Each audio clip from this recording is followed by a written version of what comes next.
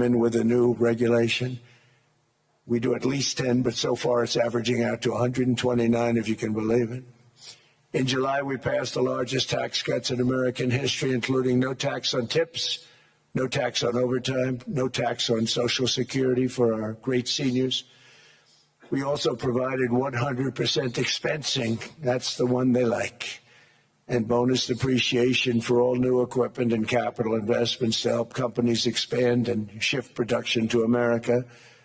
They are so in love with that. They build a plant, they're able to deduct it immediately, the whole thing, rather than waiting 38 to 41 years in the old days. This is a miracle taking place. Nobody thought it would ever be done by any country, but it's done by us. It was what made my first term the most successful 4-year term that we've ever had from a financial standpoint. And now we've upped it. This is a 10-year program, not a 1-year program, but you're allowed to deduct everything in 1 year. It used to be 38 to 41 years. With tariffs, we've radically reduced our ballooning trade deficit, which was the largest in world history. We were losing more than $1 trillion every single year, and it was just wasted. It was going to waste.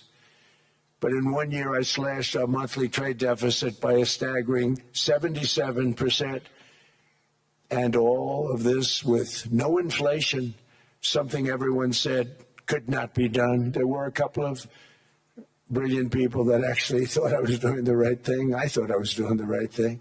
Now they all think I'm doing the right thing because they can't believe the numbers. American exports are now up by more than $150 billion. Domestic steel production is up by 300,000 tons a month, and it's doubling over the next 4 months. It's doubling and tripling, and we have steel plants being built all over the country. Nobody thought they'd see that.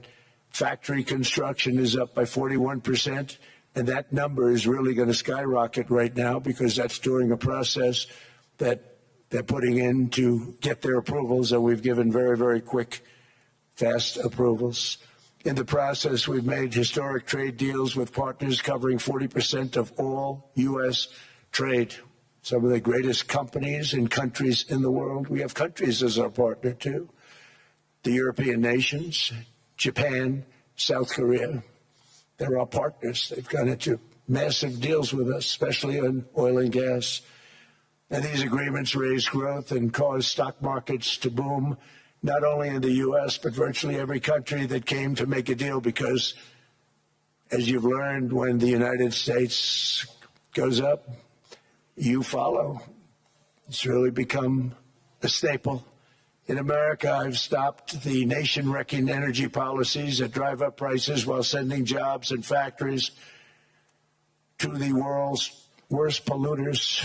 They are indeed polluters. Under Sleepy Joe Biden, new domestic oil and gas leases fell by 95%. Think of that. Then they wonder, why was gasoline going up so fast?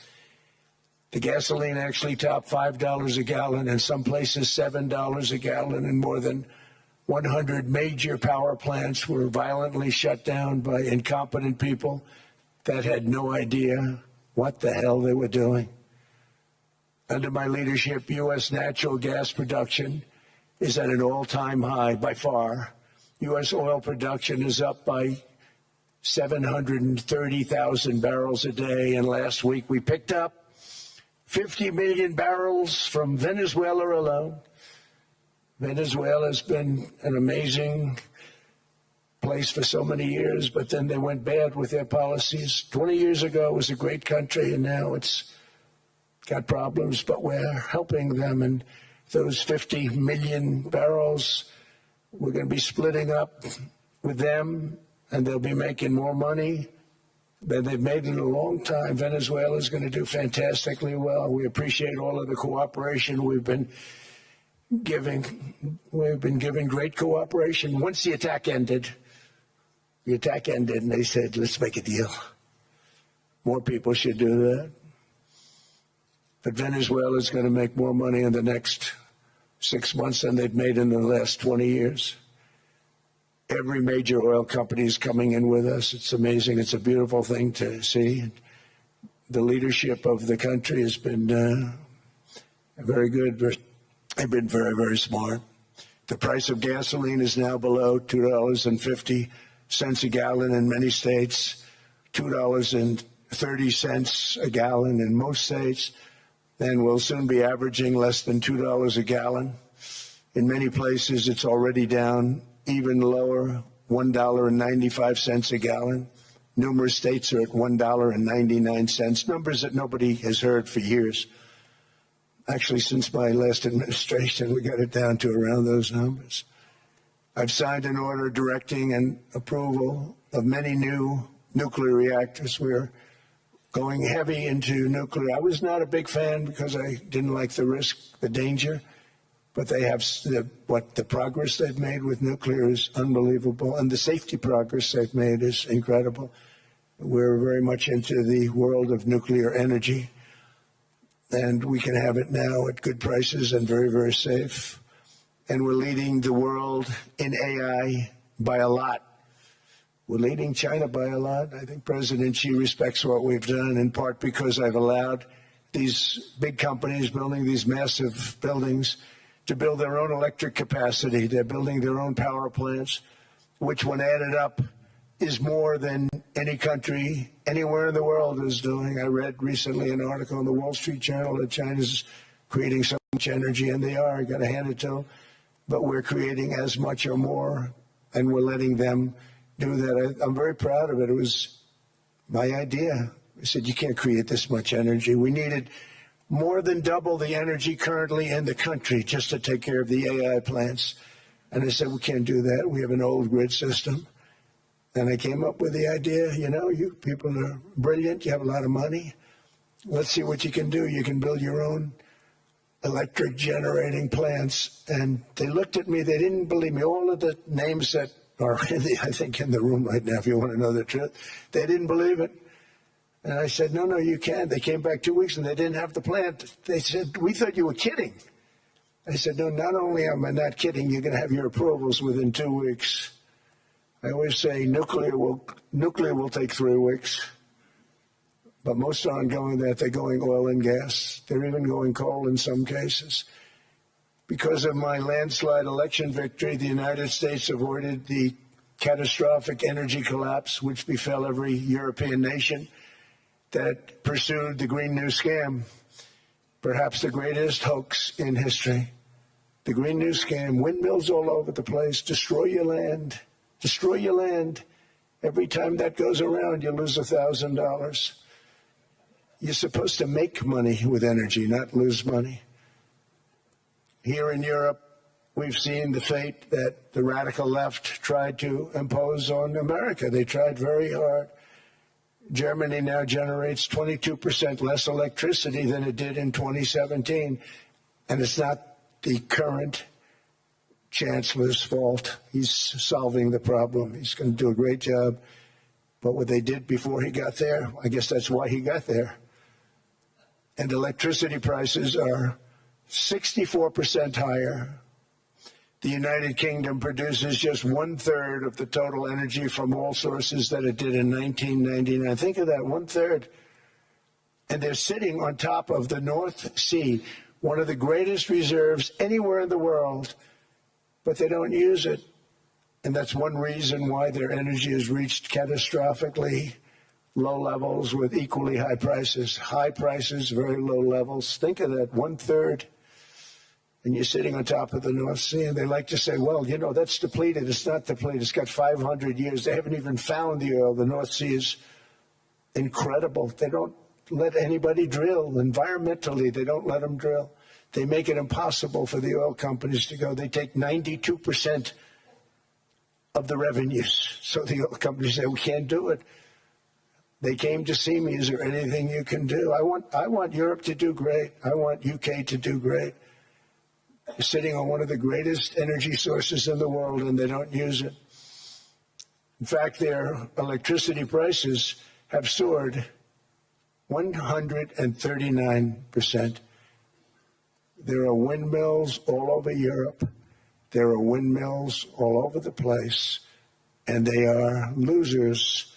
One thing I've noticed is that the more windmills a country has, the more money that country loses and the worse that country is doing. China makes almost all of the windmills, and yet I haven't been able to find any wind farms in China. Did you ever think of that? It's a good way of looking at it. They're smart. China's very smart. They make them, they sell them for a fortune. They sell them to the stupid people that buy them, but they don't use them themselves. They put up a couple of big wind farms, but they don't use them. They just put them up to show people what they could look like. They don't spin. They don't do anything. They use a thing called coal, mostly.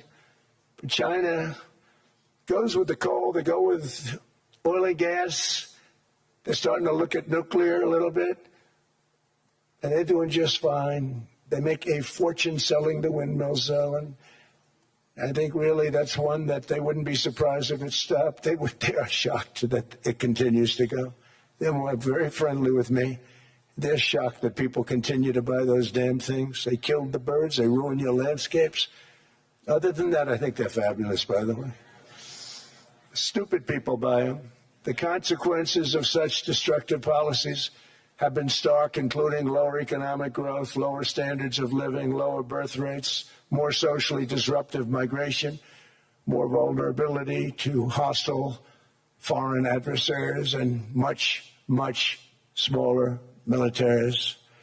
The United States cares greatly about the people of Europe. We really do. I mean, look, I am derived from Europe, Scotland and Germany. 100% Scotland, my mother, 100% German, my father. And we believe deeply in the bonds we share with Europe as a civilization. I want to see it do great. That's why issues like energy, trade, immigration, and economic growth must be central concerns to anyone who wants to see a strong and united West, because Europe and those countries have to do their thing. They have to get out of the culture that they've created over the last 10 years. It's horrible what they're doing to themselves. They're destroying themselves. These beautiful, beautiful places. We want strong allies, not seriously weakened ones. We want Europe to be strong. Ultimately, these are matters of national security, and perhaps no current issue makes the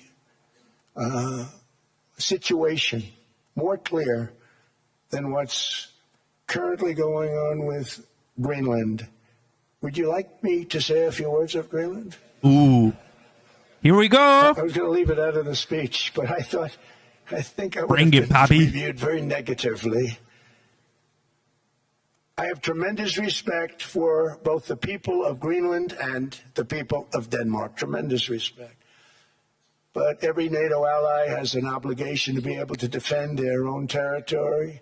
And the fact is, no nation or group of nations is in any position to be able to secure Greenland other than the United States. We're a great power, much greater than people even understand. I think they found that out 2 weeks ago in Venezuela. We saw this in World War II, when Denmark fell to Germany after just 6 hours of fighting and was totally unable to defend either itself or Greenland. So the United States was then compelled, we did it, we felt an obligation to do it, to send our own forces to hold the Greenland territory.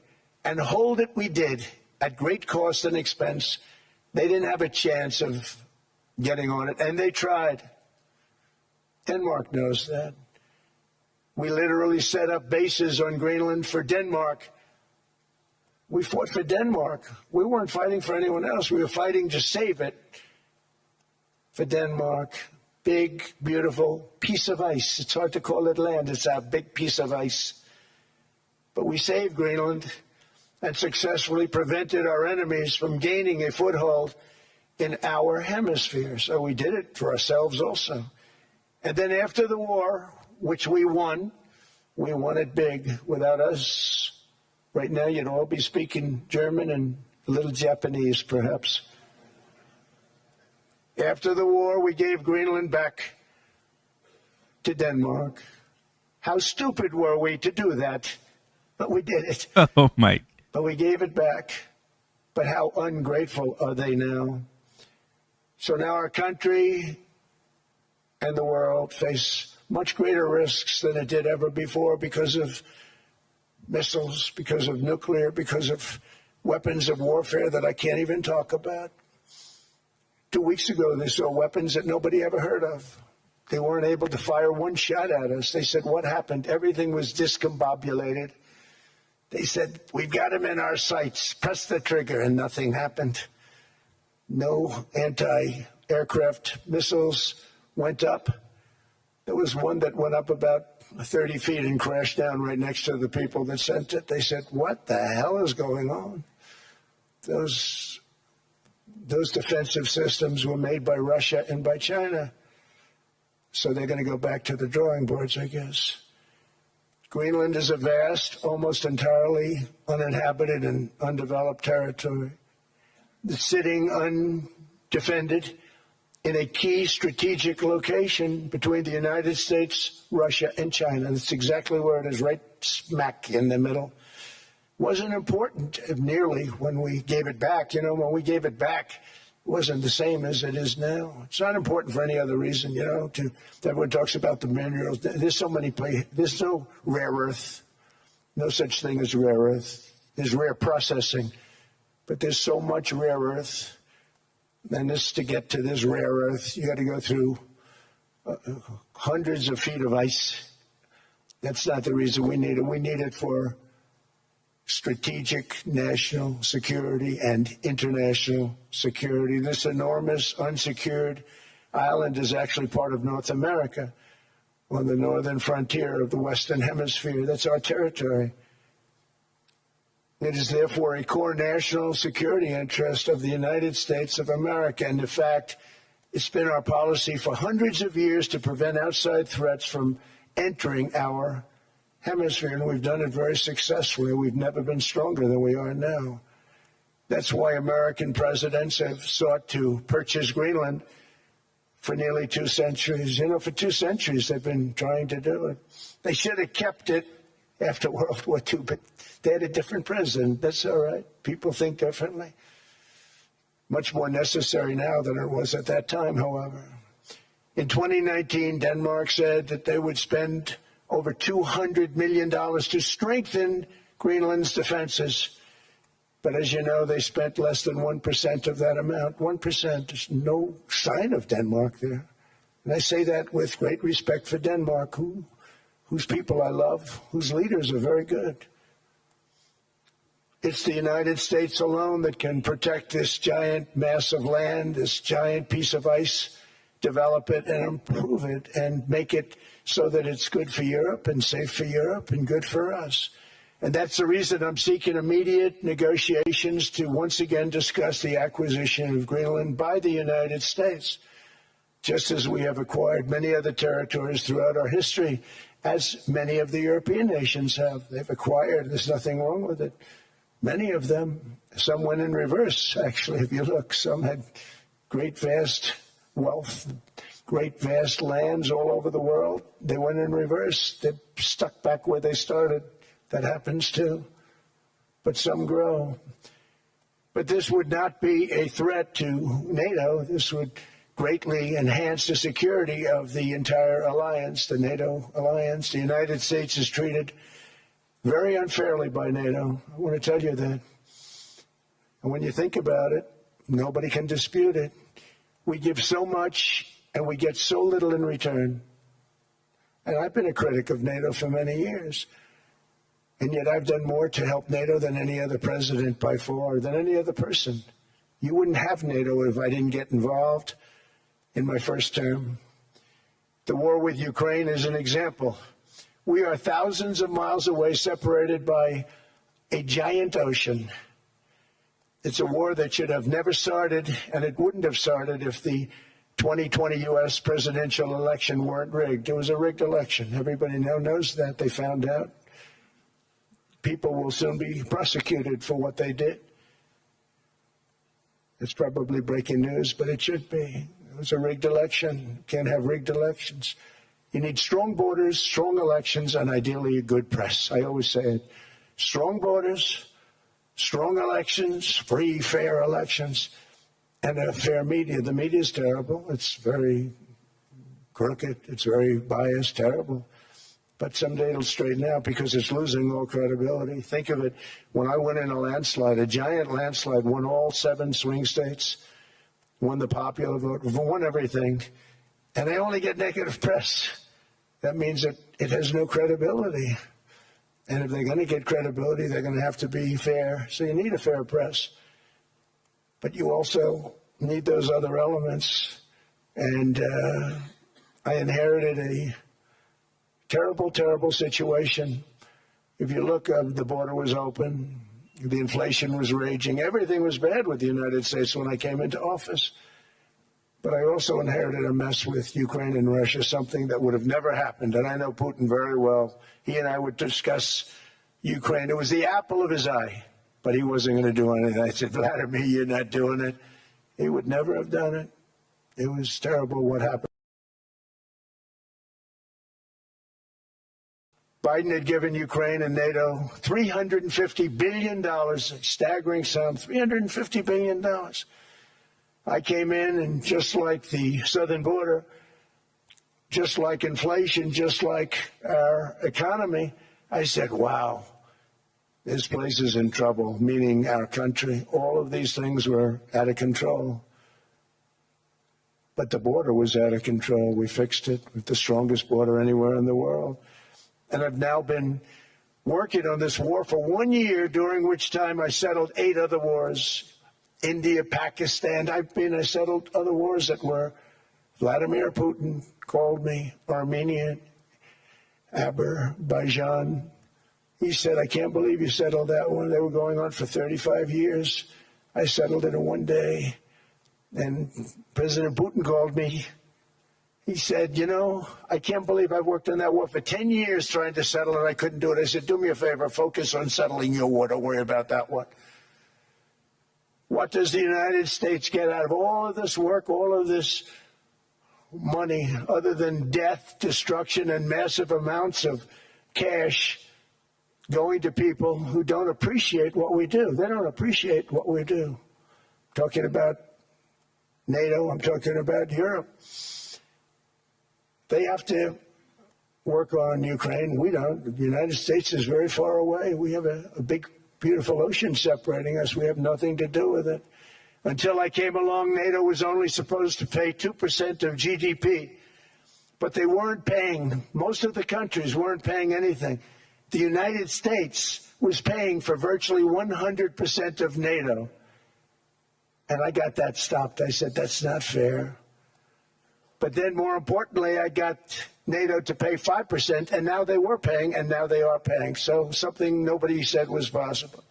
They said, we will never go up higher than 2%. But they went to 5%, and now they're paying the 5%. They didn't pay the 2%, and now they're paying the 5%.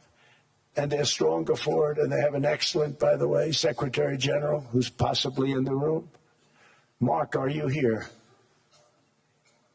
Yes, he's here. Hello, Mark. We never asked for anything, and we never got anything. We probably won't get anything unless I decide to use excessive strength and force, where we would be, frankly, unstoppable. But I won't do that. Okay? Now everyone's saying, oh, good. That's probably the biggest statement I made, because people thought I would use force. I don't have to use force. I don't want to use force. I won't use force. All the United States is asking for is a place called Greenland, where we already had it as a trustee, but respectfully returned it back to Denmark not long ago after we defeated the Germans, the Japanese, the Italians, and others in World War II. We gave it back to them. We were a powerful force then, but we are a much more powerful force now, after I rebuilt the military in my first term and continue to do so today. We have a budget of $1.5 trillion. We're bringing back battleships. The battleship is 100 times more powerful than the great battleships you saw in World War II, those great, big, gorgeous ships, the Missouri, the Iowa, the Alabama. Because I thought maybe we could take them out of mothballs. They said, no, sir, these ships are 100, think of that, 100 times more powerful than those big big, magnificent pieces of art that you saw so many times ago that you still see on television. You say, wow, what a force. 100 times, each ship 100 times more powerful than the big battleships of the past. So that was the end of the mothball story. So what we have gotten out of NATO is nothing except to protect Europe from the Soviet Union and now Russia. I mean, we've helped them for so many years. We've never gotten anything, except we pay for NATO. And we paid for many years until I came along. We paid for, in my opinion, 100% of NATO because they weren't paying their bills. And all we're asking for is to get Greenland, including right title and ownership, because you need the ownership to defend it. You can't defend it on a lease. Number one, legally it's not defensible that way, totally. And number two, psychologically, who the hell wants to defend a license agreement or a lease, which is a large piece of ice in the middle of the ocean where if there is a war, much of the action will take place on that piece of ice. Think of it. Those missiles would be flying right over the center of that piece of ice. All we want from Denmark for national and international security and to keep our very energetic and dangerous potential enemies at bay is this land on which we're going to build the greatest golden dome ever built. We're building a golden dome that's going to, just by its very nature, going to be defending Canada. Canada gets a lot of freebies from us, by the way. They should be grateful also, but they're not. I watched your Prime Minister yesterday. He wasn't so grateful. But they should be grateful to us. Canada lives because of the United States. Remember that, Mark, the next time you make your statements. What we did for Israel was amazing, but that's nothing compared to what we have planned for the United States, Canada, and the rest of the world. We are going to build a dome like no other. We did it for Israel. And by the way, I told Bibi, stop taking credit for the dome. That's our technology. That's our stuff. But they had a lot of courage, and they were good fighters, and they did a good job, and we wiped out the Iran nuclear threat like nobody can believe. Nobody's ever seen anything like it. That, Venezuela, taking down Soleimani, wiping out al-Baghdadi when he tried to reinstitute ISIS. We did a lot.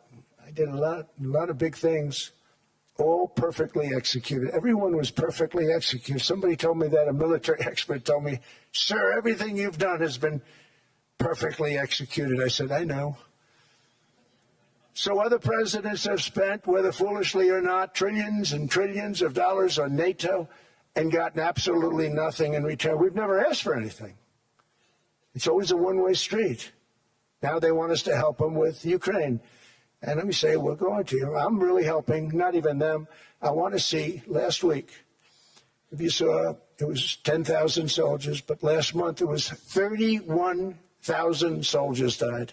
31,000, that's this room times, the number of people in this room times 30. Think of it. 30,000 soldiers died in 1 month. The month before it was 27,000. The month before that it was 28,000. The month before that it was 25,000. It's a bloodbath over there. And that's what I want to stop. It doesn't help the United States, but these are souls. These are young people. Look like you, look like some of you right in the front row. They go to war. Their parents are so proud. Oh, there he goes, comes back. 2 weeks later, they get a call, your son's head's been blown off. I want to stop it. It's a horrible war. It's the worst since World War II. They keep going. They'll exceed World War II. The numbers are staggering, how many people they've lost. They don't want to talk about it. Ukraine and Russia lost just tremendous amounts. And I'm dealing with President Putin, and he wants to make a deal, I believe. I'm dealing with President Zelensky, and I think he wants to make a deal. I'm meeting him today. He might be in the audience right now. But they got to get that war stopped because too many people are dying, needlessly dying. Too many souls are being lost. It's the only reason I'm interested in doing it. But in doing it, I'm helping Europe, I'm helping NATO, and I've until the last few days when I told them about Iceland, they loved me. They called me daddy, right, the last time? Daddy Very Trump. smart man said, he's our daddy.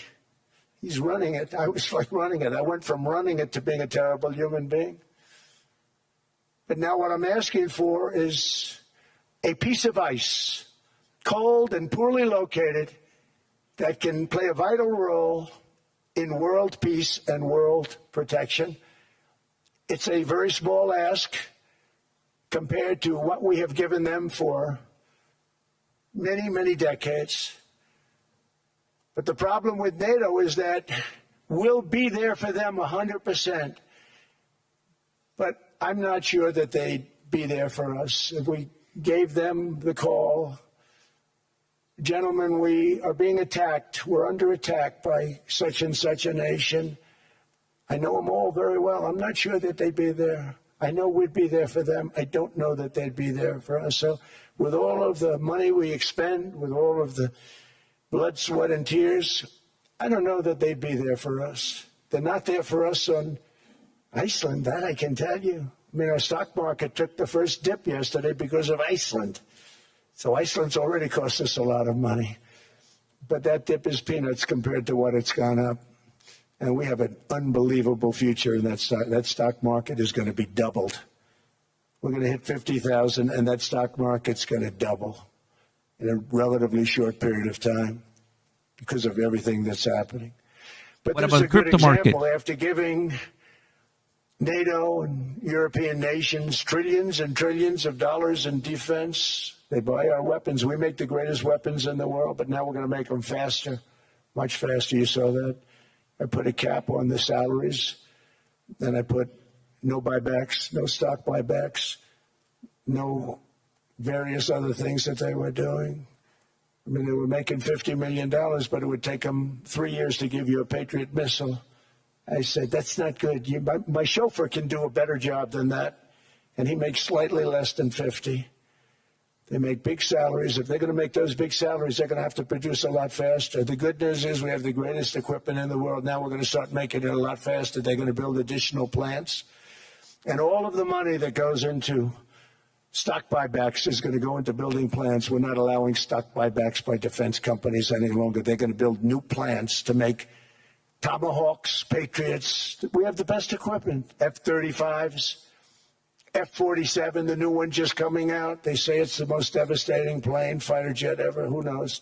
They called it 47. If I don't like it, I'm going to take the 47 off it. I wonder why they called it 47. We'll have to think about that. But if I don't like it, I'm going to take that 47 off. But it's supposed to be the Stage 6. It's supposed to be the first Stage 6 plane, undetectable, like our B-2 bombers were undetectable. They flew right over Iran. They were undetectable. And they did their job, and they got the hell out of there.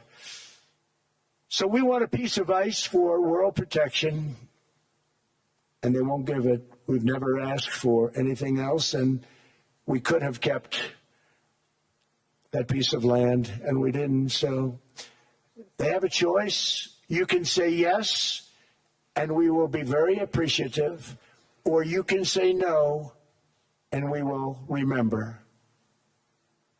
A strong and secure America means a strong NATO, and that's one reason why I'm working every day to ensure our military is very powerful, our borders are very strong, and above all, our economy is strong because national security requires economic security and economic prosperity, and we have the greatest that we've ever had. Biden and his allies destroyed our economy and gave us perhaps the worst inflation in American history. They say 48 years, I say forever, but I think 48 years is the equivalent to forever. Whether it's 48 years or ever, it's terrible, costing the typical family $33,000. What they did to this country should never, ever be forgotten. It's early, but he has to be rated as the worst president we've ever had by far. The auto pen did much of the damage. the auto pen. He was the auto pen president, because I don't believe a sane president would have ever signed the kind of things that he signed.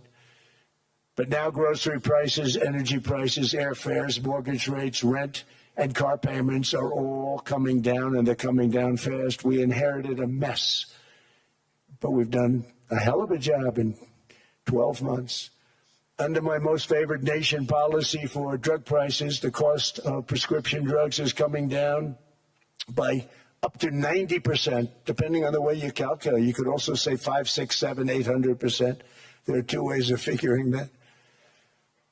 But we have a favored nations policy that every president wanted, no president was able to get. I got it, and other nations approved it. And I had to use tariffs in order to get it because they said, no way. In other words, a pill that costs 10% in London costs $130. Think it costs $10 in London, costs $130 in New York or in Los Angeles. And I'd say, boy, that's bad. Friends of mine would say, you know, we go to London, you can buy the stuff for nothing. We go all over the world, we could buy it for nothing. Because basically America was subsidizing every nation in the world because presidents allowed them to get away with it. It became very tough. So when I called up Emmanuel Macron, I watched him yesterday with those beautiful sunglasses. What the hell happened? But I watched him sort of be tough. But he was at $10 for a pill. And I said, Emmanuel, and I have all the big pharmaceutical companies are in total agreement. It wasn't easy, by the way. They're tough, smart. They've been getting away with the scam for a long time. But they gave it up. But they said, you'll never get the countries to approve it. I said, why is that? Because they won't. They always said, we're not paying any more. Get the rest for the United States. So over the years, they stayed the same. We just went up, up, up. And I mean, we would pay 13, 14, 15 times more than some certain countries would. So I said, no, they'll approve it 100%. Sir, you'll never get them to approve it. I said, I guarantee you. But I actually sided with Emmanuel, who probably is in the room too. And I like him. I actually like him. Hard to believe, isn't it? And I said, Emmanuel, you're going to have to lift the price of that bill to $20, maybe $30. Think of that. That means it's a not doubling. Tariffs. A doubling of prescription drugs. Might be a tripling, might be a quadrupling. It's not easy. No, no, no, Donald, I will not do that. I said, yes, you will, 100%. He said, no, no, no. Tariffs. You're asking me to double. I said, Emmanuel, you've been taking advantage of the United States for 30 years with prescription drugs. You really should do it, and you will do it. I have no doubt. In fact, I am 100% sure you're going to. No, no, no, I will not do it. Because, yes, in all fairness, he has to double or triple. Because the world being a bigger place than the United States, it's not that you meet in the middle. You just have to go up some, and we come down a lot. They go up a little, we come down a lot. So we're at $130. They're at 10. So they may have to go to 20 or 30. No more than that. I said, Emmanuel, you're going to be doubling or tripling? No, no, no. I said, here's the story, Emmanuel. The answer is you're going to do it. You're going to do it fast. And if you don't, I'm putting a 25% tariff on everything that you sell into the United States and a 100% tariff on your wines and champagnes. And that's about 10 times more than what I'm requesting. And you're going to do it. I don't want to go public with it, but you may make me do that. No, no, Donald, I will do it. I will do it. It took me, on average, 3 minutes a country, saying the same thing. You will do it. They all said, no, no, no, I will not do it. You're asking me to double the cost of prescription. I said, that's right, because you've been screwing us for 30 years. And they said, we will not do it. I said, that's all right. On Monday morning, we're putting a 25, 30, 50. I gave different numbers for different countries. This is also national security we're talking about. Not fair. We're not going to subsidize the whole world. And every one of those countries have agreed to do it. So one of the biggest things that I've done is the fact that we have now most favored nation. We will pay whatever the lowest price is in the entire world. So our drug prices are going to be coming down by staggering 90%. Again, you could say 1,000%, 2,000%. Depends on what you want to figure it, but we'll go with the way the fake news likes it better because it sounds, can you imagine a 90% reduction sounds much worse. But drug prices are going to be coming down tremendously in all the nations, and I appreciate them doing it, but they did it, in all fairness, without tariffs. I wouldn't have been able to get it done. After declining $3,000 under Biden, real incomes are up in the United States by $2,000, $3,000, and even $5,000 and more. Home ownership has always been a symbol of health and vigor of American society, but that goal fell out of reach for millions and millions of people in the Biden era because interest rates went up so high. Today, I'm taking action to bring back this bedrock of the American dream. In recent years, Wall Street giants and institutional investment firms, many of you are here, many of you are good friends of mine, many of you are supporters. Sorry to do this to you, I'm so sorry. But you've driven up housing prices by purchasing hundreds of thousands of single-family homes, and it's been a great investment for them. Often as much as 10% of houses on the market. You know, the crazy thing is a person can't get depreciation on a house, but when a corporation buys it, they get depreciation. Okay, that's something we're going to have to think about, too. I don't know if too many people think about that. You buy a corporation, they buy 500 houses. They buy hundreds of thousands. They buy 500 houses. They can take depreciation. A person sweats and works and buys one house. They can't. But homes are built for people, not for corporations. And America will not become a nation of renters. We're not going to do that. That's why I have signed an executive order banning large institutional investors from buying single-family homes. It's just not fair to the public. They're not able to buy a house. And I'm calling on Congress to pass that ban into permanent law, and I think they will. One of the biggest barriers to saving for a down payment has been surging credit card debt. The profit margin for credit card companies now exceeds 50%, one of the biggest. And they charge Americans interest rates of 28%, 30%, 31%, 32%. Whatever happened to usury? So to help our citizens recover from the Biden disaster, all caused by this horrible precedent, I'm asking Congress to cap credit card interest rates at 10% for 1 year. And this will help millions of Americans save for a home. They have no idea they're paying 28%. They go out there a little late in their payment and they end up losing their house. It's terrible. To unleash innovation in savings and financing, I'm also working to ensure America remains the crypto capital of the world. And to that end, last year I signed the landmark Genius Act into law. Now Congress is working very hard on crypto market structure legislation, Bitcoin, all of them, which I hope to sign very soon, unlocking new pathways for Americans to reach financial freedom. And I did it for two reasons. Number one, I thought it was politically good, and it was. I got tremendous political support. But more importantly, China wanted that market too. It's just like they want crypto the capital AI. of the world. And we've got that market, I think, pretty well locked up. If I didn't do it, Biden was totally against it until before the election when they realized that, there were millions of people voting against him over crypto. And all of a sudden, they loved it very much, but it was too late. They blew it. There's the green candle. It's politically popular, but it's much more importantly, we have to make it so that China doesn't get the hold of it. And once they have that hold, we're not going to be able to get it back. So I'm honored to have done it. Finally, I've instructed government-backed institutions to purchase up to $200 billion in mortgage bonds to bring down interest rates.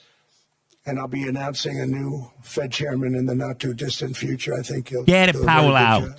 See, I gave away some of it. He did give that away. So we have something, get something. But somebody that's very respected. They're all respected. They're all great. Everyone that I interviewed is great. Everyone could do, I think, a fantastic job. Problem is they change once they get the job. They do. they're saying everything I want to hear, and then they get the job. They're locked in for 6 years. They get the job, and all of a sudden, let's raise rates a little bit. I call them, sir, we'd rather not talk about this. It's amazing how people change once they have the job, but it's too bad. Sort of disloyalty, but they got to do what they think is right. We have a terrible chairman right now, Jerome, too late Powell. He's always too late.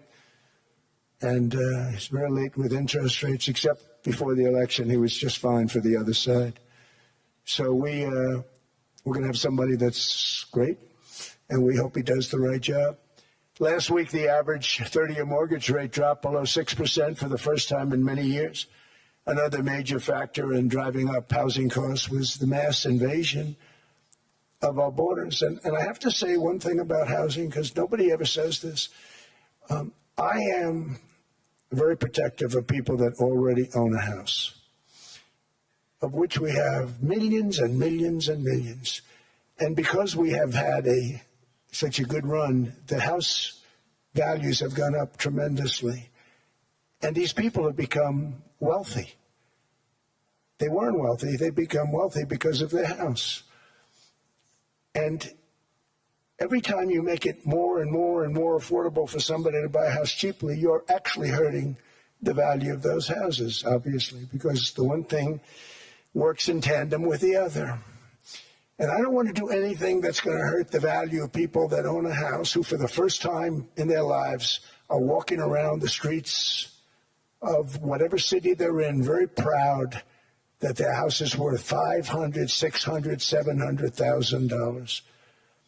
Now, if I want to really crush the housing market, I could do that so fast that people could buy houses, but you would destroy a lot of people that already have houses. In some cases, they've mortgaged their house, and the mortgage would be very low, and all of a sudden the mortgage without any changes becomes very high, and they end up losing the house. I'm not going to hurt, and I speak with Scott, who's doing a fantastic job, and Howard, who's doing a fantastic job, and all of my people. And I always say, look, I can crush the hell out of the market. We can drop interest rates to a level, and that's one thing we do want to do. That's natural. That's good for everybody. The dropping of the interest rates, we should be paying a much lower interest rate than we are. We should be paying the lowest interest rate of any country in the world, because without the United States, you don't have a country. I mean, I had a case with Switzerland. We happened to be in Switzerland. Maybe I'll give you a quick story. But they were paying nothing. They make beautiful watches, great watches, Rolex, all of them. They were paying nothing to the United States when they sent their product in. And we had a $41 billion deficit. $41 billion with this beautiful place. Flew over it, isn't it nice? So I said, let's put a 30% tariff on them so that we get back some of it, not all of it at all. We still have a deficit, big deficit. We have 41 million. That's a big deficit. And I said, let's put a tariff on. Different tariffs, different places. You're all party to them. In some cases, victims to them. But in the end, it's a fair thing. And most of you realize that.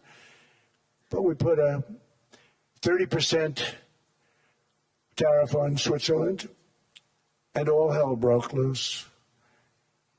They were calling, like you wouldn't believe. And I know so many people from Switzerland, incredible place, incredible, brilliant place. But I didn't realize that they're only good because of us. And there's so many other examples. Us, probably other places, but a majority of the money they make is because of us, because we never charged them anything. So they come in, they sell their watches, no tariffs, no nothing. They walk away, they make $41 billion on just us. So I said, no, we can't do that. So I'm going to bring it up. I still would have a deficit pretty substantial, but I brought it up to 30%. And Prime Minister, I don't think President, I think Prime Minister called a woman, and she was very repetitive. She said, no, you cannot do that, 30%. You cannot do that. We are a small, small country. I said, yeah, but you have a big, big deficit. You may be small, but you have a bigger deficit than big countries. He said, no, please, you cannot do it. Kept saying the same thing over and over. We are a small country. I said, but you're a big country in terms of, and she just rubbed me the wrong way, I'll be honest with you. Oh, And I boy. said, all right, thank you, ma'am, appreciate it. Do not do this. Thank you very much, ma'am. And I made it 39%. Oh, boy. And then all hell really broke out. And I was paid visits by everybody. Rolex came to see me. They all came to see me. But I realized, and I reduced it, because I don't want to hurt people. I don't want to hurt them. And we brought it down to a, lower level. Doesn't mean it's not going up, but we brought it down to a lower level. But they pay now, tariff. But I realized that we have many places like that where they're making a fortune because of the United States. Without the United States, they wouldn't be making anything. Think of it. Switzerland made $41 billion on us. And as she said, it's a place. And I realized with that, I don't know, it was so because she was so aggressive. And I realized in that conversation that the United States is keeping the whole world afloat. Many places, I could give you 6, 7 places just in the people in this little area. I know every one of them. They're sort of, they're looking down. They don't want to see me. They don't want to stare me in the eyes. But they're taking advantage of, everybody took advantage of the United States. But I've been very fair, and I gave them a tariff, and it was fine. But I realized that without us, it's not Switzerland anymore. Without us, it's not any of the countries that are represented here. And we want to work with the countries. We want to work with them. We're not looking to destroy them. I could have said 39, 40%. I could have said I want a 70% tariff. Then we make money with Switzerland. But Switzerland would have been probably destroyed, financially destroyed. I don't want to do that.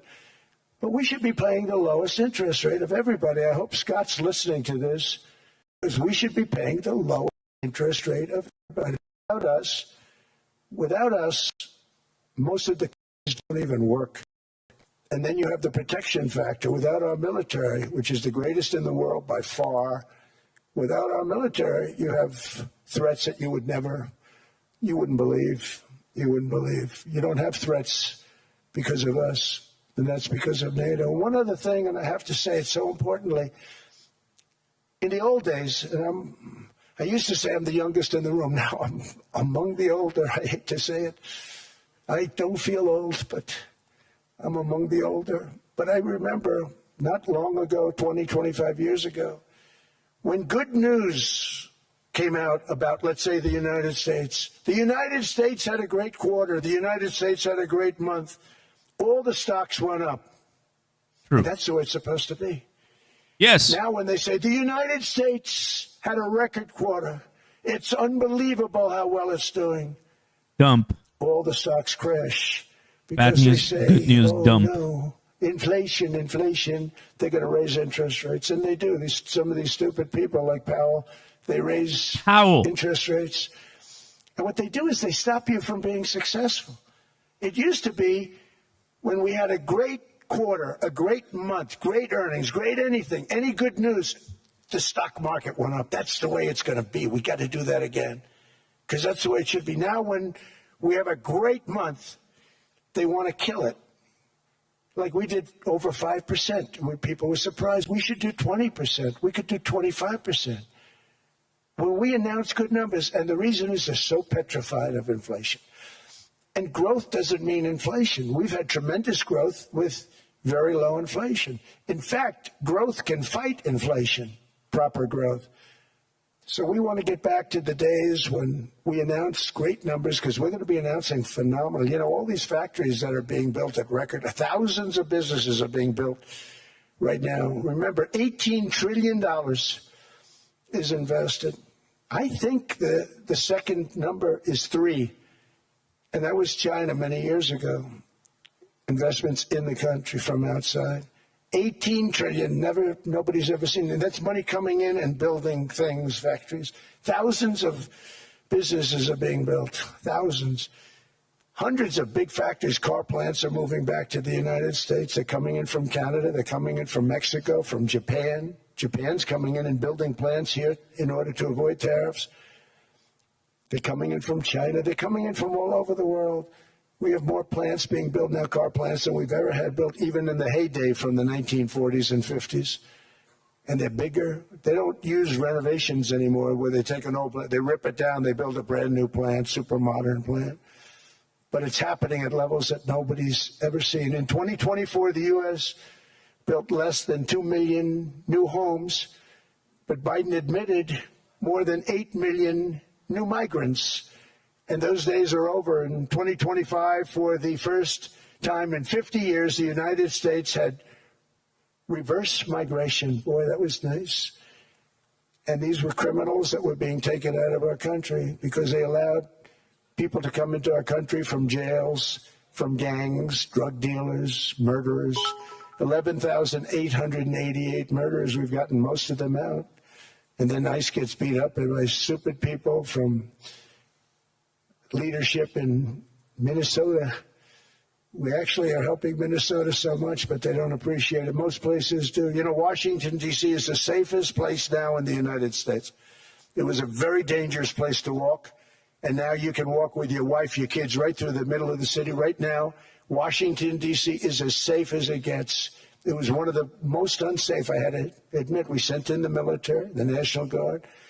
Within 2 months, it was great. Within 3 months, it's like a really great place and a safe place and a beautiful place. It's even been cleaned up. The graffiti's gone. The fences are gone. We don't have to worry about fences anymore. All of the places, the grasses are cut and replaced with new grass in many cases. It's all going to happen in the spring. But Washington and D.C. is beautiful again, and it's safe. New restaurants are opening up. They were all closing. Now you can't get into a restaurant. Restaurants in Washington, D.C. are all opening. Memphis also, Memphis, Tennessee, New Orleans, Louisiana. We're there for 3 weeks. We've cut the crime down by 64%. Within another month, we'll have virtually no crime there. We can do that all over. We're going to help the people in California. We want to have no crime. I know Gavin was here. I used to get along so great with Gavin when I was president. Gavin's a good guy. And we're going to, if he needed it, I would do it in a heartbeat. I'd love to see. We did help them a lot in Los Angeles, a lot with the early in my term when they had some problems. But we would love to do it. I will say this, if I were a Democrat governor or whatever, I would call up Trump. I'd say, come on in, make us look good, because we're cutting crime down to nothing. And we're taking people out, career criminals who are only going to do bad things, and we're bringing them back to their countries. But where we've done it, it's been amazing. And we have a capacity to do it at much greater levels. We're cutting illegal aliens off welfare and other government benefits, and I have directed that starting immediately, there will be no more payments to sanctuary cities because they are really just sanctuaries for criminals. They're really protecting criminals, and those are the ones we have to get out of the country. Murderers, drug dealers, the mentally insane. They emptied their mental institutions into the United States. And despite that, we have the lowest crime numbers that we've ever had in the history of the country. Just came out. But equally importantly, we're cracking down on more than $19 billion in fraud that was stolen by Somalian bandits. Can you believe that Somalia, they turned out to be higher IQ than we thought. I always say these are low IQ people. How did they go into Minnesota and steal all that money?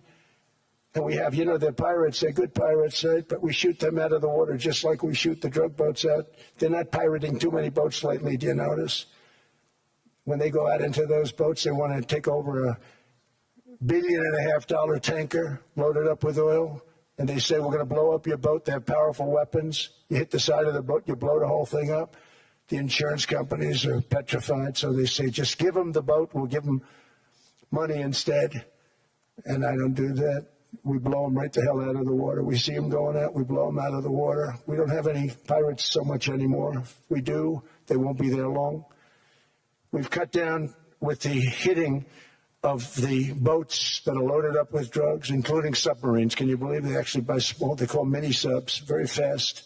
They're meant for drugs. We've knocked out 2 of them. The Democrats say they were fishing. You ruined somebody's fishing weekend, I would say. A submarine is not a fishing boat. You don't fish. But we've knocked down drugs by water, the oceans, the sea, by 97.2%. Think of that. And I actually say, who the hell are the 3%? Because I would not want to be piloting one of those boats. We knocked them down, and now we're going to start on land. We're going to knock it all out. The land is the easy part. What we did on sea is incredible, and that's our great military. The situation in Minnesota reminds us that the West cannot mass import foreign cultures, which have failed to ever build a successful society of their own. I mean, we're taking people from Somalia, and Somalia is a failed, it's not a nation. Got no government, got no police, got no military, got no nothing. And then we have this fake congressperson who they just reported is worth $30 million. You believe this? Ilhan Omar, talking about the Constitution that provides me. She comes from a country that's not a country, and she's telling us how to run America. Not going to get away with it much longer, let me tell you. The explosion of prosperity and conclusion and progress that built the West did not come from our tax codes. It ultimately came from our very special culture. This is the precious inheritance that America and Europe have in common. We share it. We share it, but we have to keep it strong. We have to become stronger, more successful, and more prosperous than ever. We have to defend that culture and rediscover the spirit that lifted the West from the depths of the Dark Ages to the pinnacle of human achievement. We live in an incredible, changing period. It's an unbelievable time, but we have to take advantage of the time that we're in. In our hands are technologies that our ancestors could scarcely have. I mean, they couldn't have even dreamt some of the things that we see today. And so rapidly they're produced. I mean, AI, 2 years ago, nobody ever heard of the term, and now everybody's talking about it. And it can have some very good purpose. It could also have some dangerous purpose, and for that we have to watch out. But some tremendous things are happening because of it. And we're leading by so much. We're doing so well. But opportunities that are bigger and grander than ever before in human history are right before us. It is the pioneers in this room. Many of you in this room are true pioneers. You're two truly brilliant people. Just your ability to get a ticket is brilliant because you have about 50 people for every seat. I don't know what. That's Larry. Everything Larry touches turns to gold. He made this very successful. But you're in this room, and some of you are the greatest leaders anywhere in the world. You're the greatest brains anywhere in the world. And the future is unlimited, and to a large part because of you, and we have to protect you, and we have to cherish you. I always say we have to cherish our brilliant people because there aren't many of them. So together with confidence, boldness, and persistence, let us lift up our people, grow our economies, defend our shared destiny, and build a future for our citizens that is more ambitious, more exciting, more inspiring, and greater than the world has ever seen. We're in a position to do things that nobody else has ever even thought of before. And many of the people in this room are the ones that are doing it. And I want to congratulate you, and I'm with you all the way. You can do things that nobody else can even think about. So I congratulate you on your tremendous success. And the United States is back, bigger, stronger, better than ever before. And I'll see you around. Thank you all very much. Thank you very much.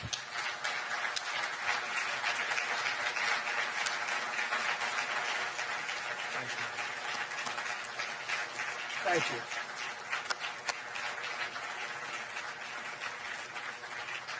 They're going to have like a little chat there. We'll see. Maybe. Usually that's the case. They sit down and they talk. Usually, yeah, there you go. It's supposed to be a nice fire chat, Mr. Fire President. chat, yeah, I knew it. Let's go, drop a like. I got set up. I did know. You made the job for the moderator really easy. Thank you, Mr. President, for your speech. I do have a few follow-up questions, if it's okay.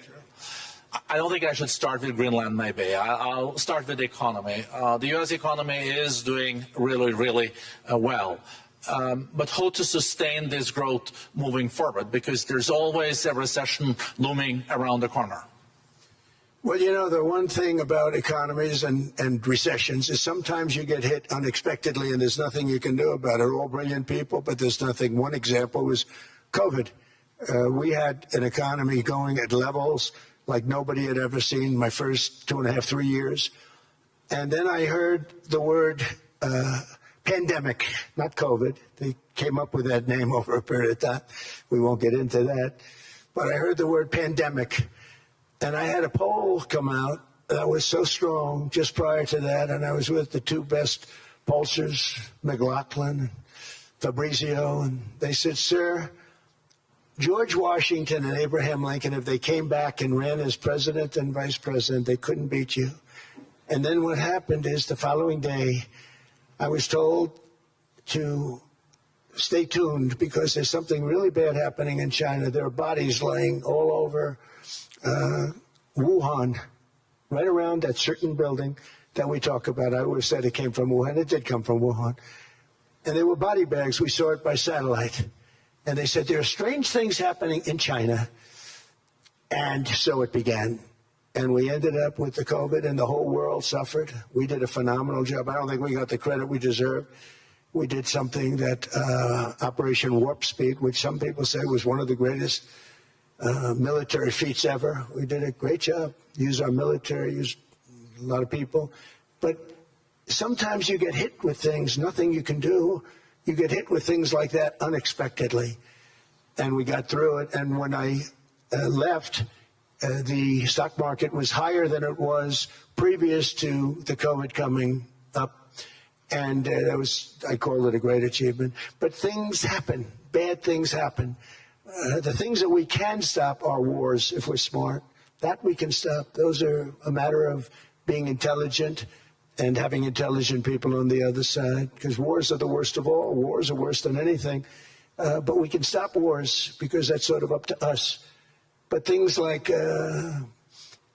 dust flying in the air, wherever COVID comes from or whatever comes, sometimes you have to be a little bit lucky. But we are poised to have an economy like no other, not only in this country, but anywhere. And you know, when you hear the kind of numbers that I can tell you that Scott Bessent was with me the other day, and he's looking at numbers. He said, I can't. And that's all he's done his whole life, pretty much your whole life. Scott, you weren't going to be a football player, I don't think. Scott was not that great at football, but he was always good at numbers, right? And he was looking at numbers. He said, I've never seen anything like this. We're poised to do things that no other country has ever done. And, you know, luck, I hate to say it, but we need a little luck. We don't want to get hit by something that nobody could have thought. Whoever thought we were going to hit by a pandemic? You know, when I heard the word pandemic, I said, oh, that's an ancient problem. World War I, they lost 100 million people. It actually ended World War I. A lot of people don't know. The Spanish flu in World War I ended because all the soldiers were sick. The soldiers were so sick on both sides, and that war was raging, and they were all dying from the Spanish flu. They were sick as dogs. They couldn't fight. So, you know, you don't know how that would have turned out. But so we do, I mean, subject to that, and I always have to put a caveat in for it, but we're poised to have the greatest growth of any large country. I think any country that there's been, when you look at what's happening in the United States, it's really amazing. Thank you. One thing that maybe keeps you up at night, I know you don't sleep that much anyway, Mr. President, is the debt. The U.S. debt is high, is now the biggest expenditure on your budget. How to get out of that impasse? Well, the big thing is growth. I mean, growth is the way. If we grow like this, we go from having at 36, $37 trillion. We go from having high debt to low debt. But we also are cutting expenses, you know, the old-fashioned way. We have extraordinary growth. I think we're going to be growing our way out. I think we're going to be paying off debt. We're taking in tremendous money from tariffs fairly. And again, I'm using them judiciously. You know, Switzerland's a case study. I could have gotten much more. I could have asked for much more. But we're using them judiciously. But I think growth, most importantly, and then cutting costs. Now, if you take a look at Minnesota, $19 billion in fraud and other things. People going to airports, they came into the country, they don't have 10 cents, and they're leaving with hundreds of thousands of cash in their bags. When we get to that, and our DOJ, Pam, and Todd, and all the people that work over there, and all of the people that work in here, I can tell you, Scott Bessent is working on that. It's a priority, right? You have your whole team. We're in there looking for where this money is coming from, how much it is.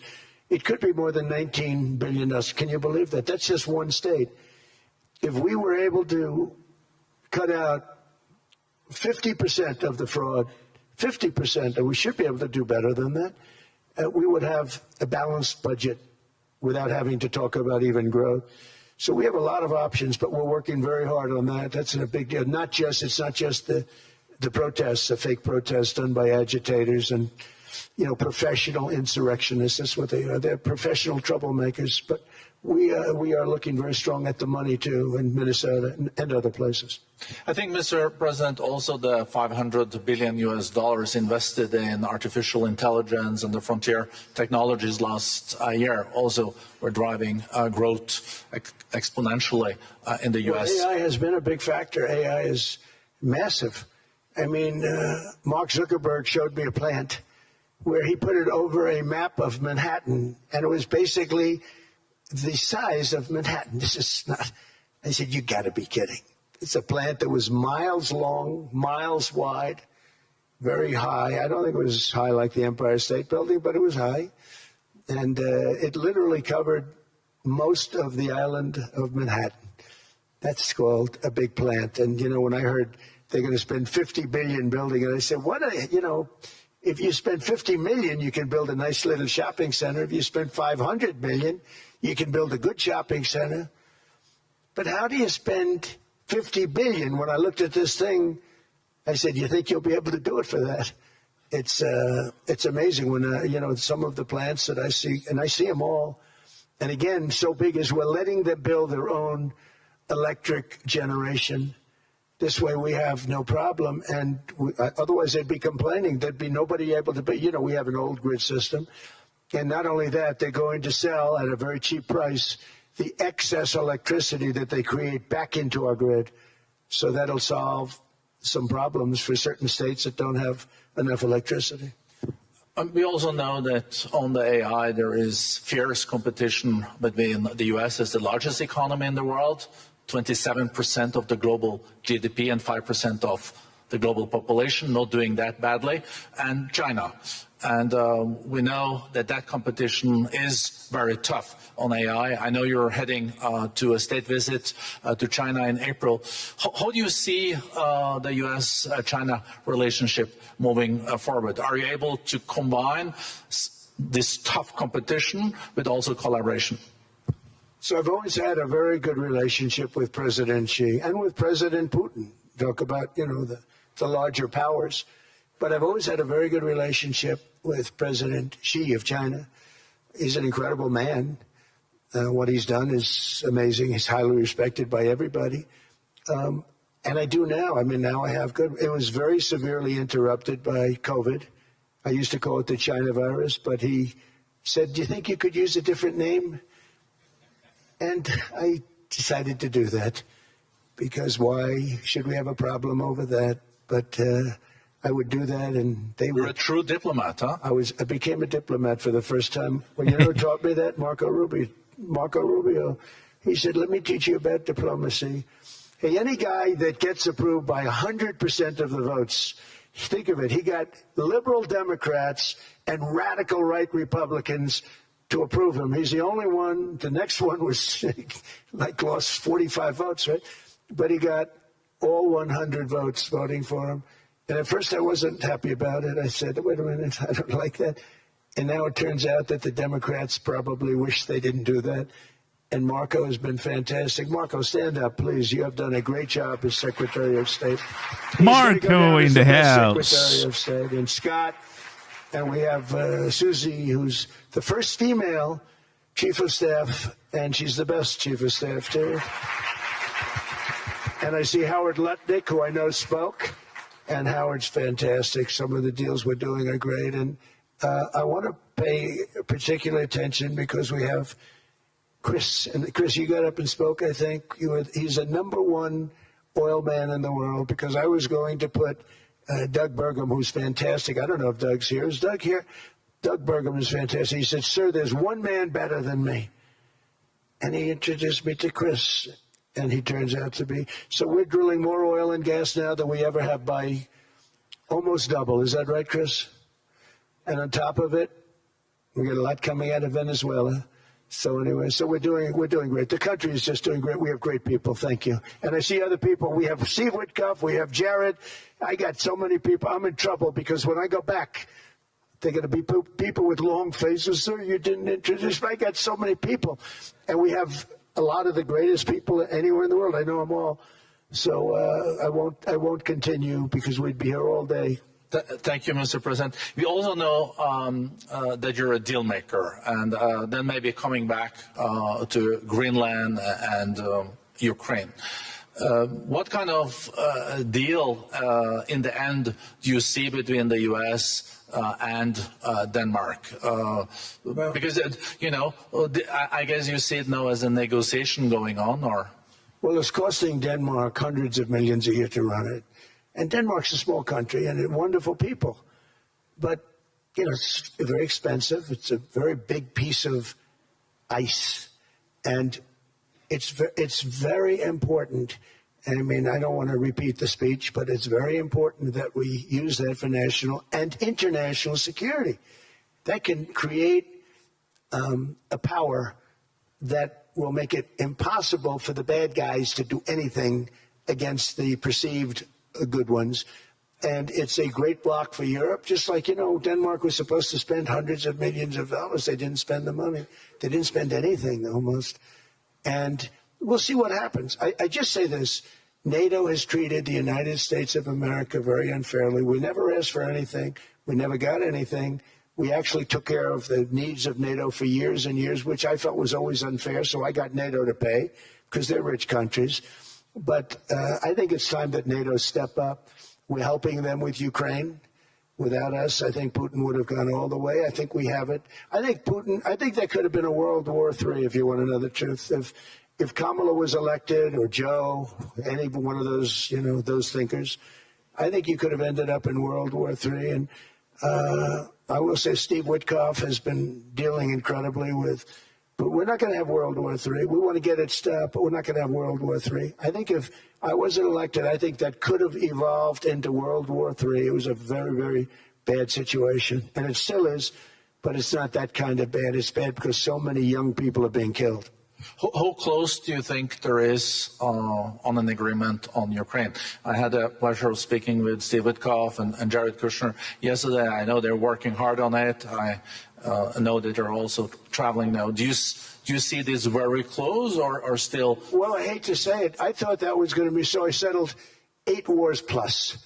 And I thought that was going to be one of my easier ones. Not the easiest. Some I settled in a matter of hours because I'm good at that stuff. The United Nations should be doing this. I shouldn't be doing it, but it doesn't matter. It's got to get done, saving a lot of lives. We're saving millions of lives.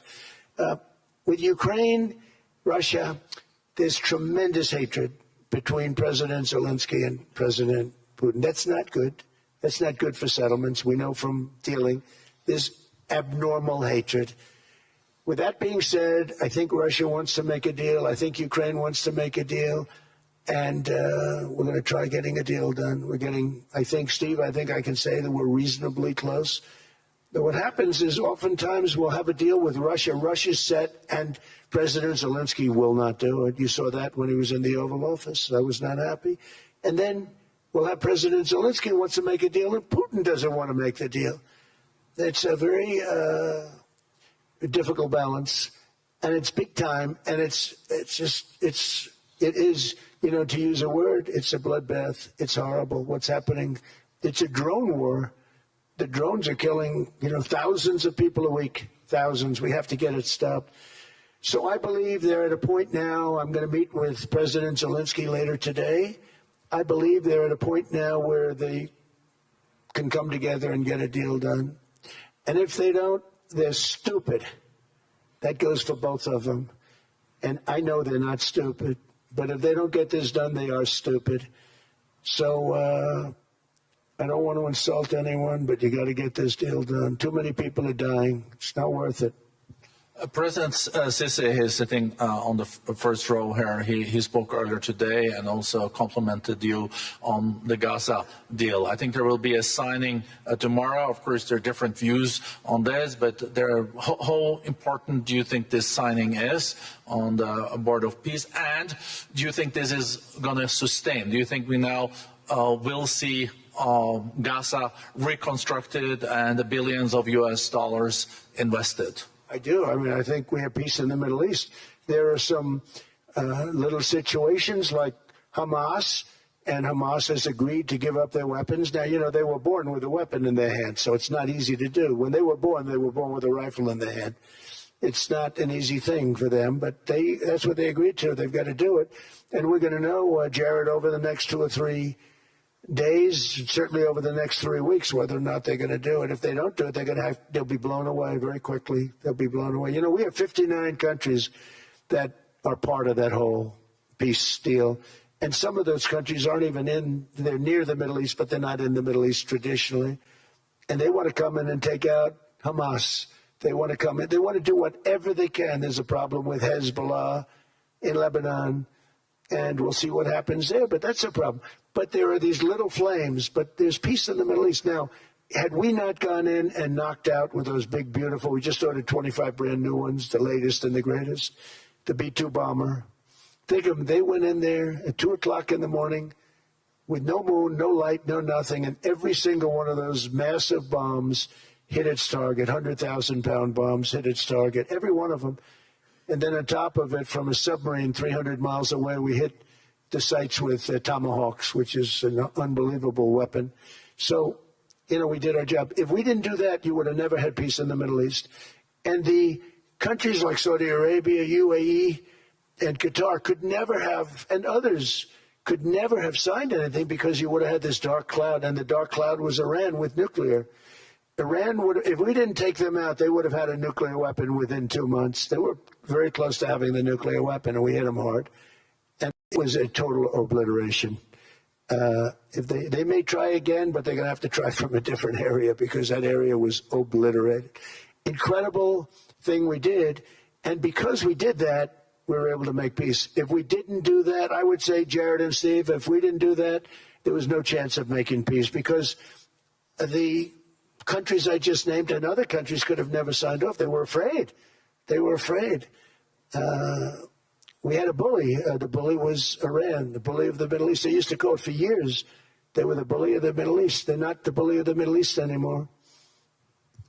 Mr. President, I know you even had to change plane last night, so I guess you didn't have much sleep, but I think but your energy is still there. I know you have several bilateral meetings. I know you're also hosting a reception. So thank you so much for coming back to Davos.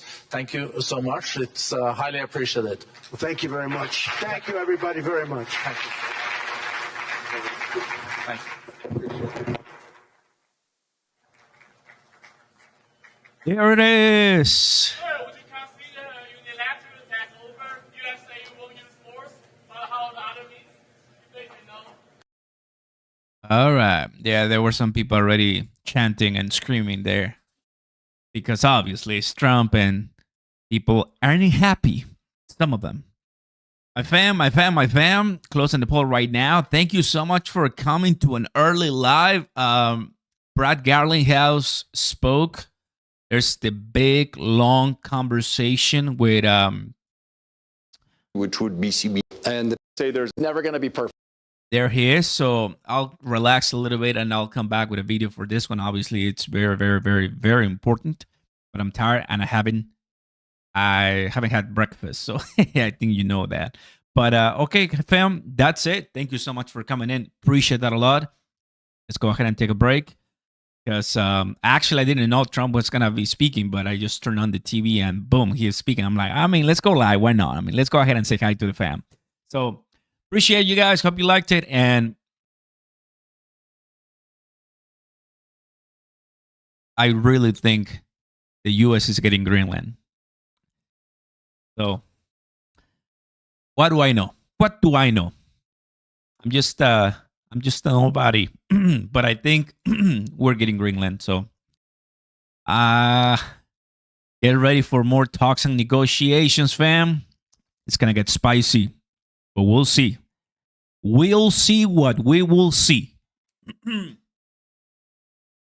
Thanks, everybody. Appreciate it. Go ahead. I'm gonna go ahead and get some tacos or something like that. I'm hungry and a little tired, to be honest with you. So, catch you next time, fam. Thank you. Plus, we got the crypto mention. I forgot to say it. We got the crypto mention too, right? So it was really nice. He mentioned crypto. He mentioned crypto capital of the world. He mentioned Genius Act and the market structure. So it's really nice.